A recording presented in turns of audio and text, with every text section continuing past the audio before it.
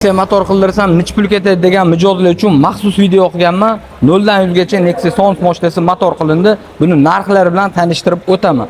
Bu mashinamizga polni motor qilib, motorda ichki detallari barchasi almashadi, shilpovkalar bo'lgan va tashqi detallari bilan zapchasini tumbasi 2.850 ming so'm bo'ldi. Ya'ni disiplina, dubchatrimi, natijitl, pompa va shunga o'xshagan ayrim detallar motorga aloqasi yo'q, lekin ochilganda kamchilik hisobiga almashtirib yuborilgan. Va usta haqqi, tokerlar, mo'ykalar, shunaqa detallarni barchasini mehnat haqqi 2,5 million so'mdan oshiqroq tumbaga bitdi.